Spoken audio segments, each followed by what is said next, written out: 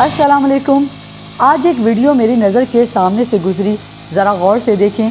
ये सीडीए इस्लामाबाद के मुलाजमीन हैं और सीडीए इस्लामाबाद जिनके पास पिछले साल 150 बिलियन का बजट था, लेकिन बारिश निकालने के लिए ये मुलाजमीन क्या तरीक़ाकार इख्तियार कर रहे हैं। एक शख्स खड़ा है जिसके पास एक झाड़ू है जिसे वो पानी को धकेलने की कोशिश कर रहा है, और एक दूसरा शख्स है जिसने अपनी ज़ाती मोटरसाइकिल को पानी के नकास के साथ खड़ा कर दिया है और इसको तेज़ी से चला रहा है ताकि पानी बहता हुआ वहाँ से निकल जाए। नाजरीन, ये इस्लामाबाद है, पाकिस्तान का ऐसा शहर जहाँ पर खूबसूरती और सफाई पर शायद पाकिस्तान में सबसे ज़्यादा खर्च किया जाता होगा। इनके मुलाजमीन के पास पानी निकालने के लिए ये सामान है, तो थोड़ा सा जहन पर जोर डालें और गौर करें कि खानेवाल या हमारे जैसे दूसरे इलाकों में मुलाजमीन को पानी निकालने के लिए क्या चीज़ फराहम की जाती होगी।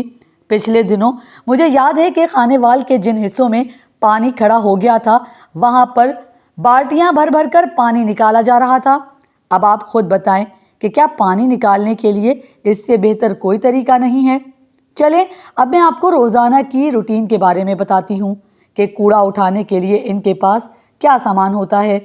कूड़ा उठाने के लिए इनके पास प्लास्टिक के गट्टू होते हैं जिसको ज़मीन पर बिछाते हैं और ऊपर कूड़ा डालकर ट्राली में फेंका जाता है। इसी तरह सड़कों पर जो किनारों पर मिट्टी इकट्ठी हो जाती है, इसको उठाने के लिए भी इनके पास पेटी की उतरी हुई लकड़ी होती है। इससे वो किसी तरह भी मिट्टी को इकट्ठा करते हैं और फिर एक जगह ढेर लगा देते हैं और वहाँ मिट्टी उठाते हैं। कहने का मकसद ये है कि हमने इनको कुछ नहीं देना, उन्होंने सारा काम हाथ से ही करना है। जिस तरह कूड़ा उठाने वालों के वसाइल की कमी पर हम तनकीद कर रहे हैं, इसी तरह ये भी मैं बता दूं कि कूड़ा फेंकने वाले भी बहुत अजीम लोग हैं। ये किसी शॉपर में अगर कूड़ा लेकर आएंगे तो वो शॉपर कूड़ेदान में झाड़ कर शॉपर वापस ले जाएंगे। अब मुझे बताएं कि वो कूड़ा उठाने वाला कैसे उठाएगा। इसको वो कूड़ा चुनना पड़ेगा और एक एक चीज़ उठाकर इकट्ठी करके ट्रॉली में डालनी पड़ेगी, और बाज़ औक़ात अगर हवा तेज़ चले तो वो कूड़ा कूड़ेदान से बाहर भी आ जाएगा। अब जब कूड़ा डालें तो प्लास्टिक शॉपर में अच्छी तरह से बंद करके फेंकें ताकि उठाने वालों को भी आसानी हो और हवा से ना बिखरे। ये वीडियो बनाने का मकसद मुलाजमीन पर तनकीद हरगिज़ नहीं है, लेकिन ये ज़रूर है कि मुलाजमीन को ज़रूरी सामान और सहूलियात मिलनी चाहिए ताकि वो बेहतर तरीके से काम कर सकें।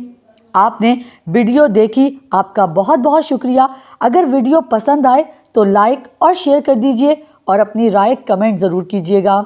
शुक्रिया।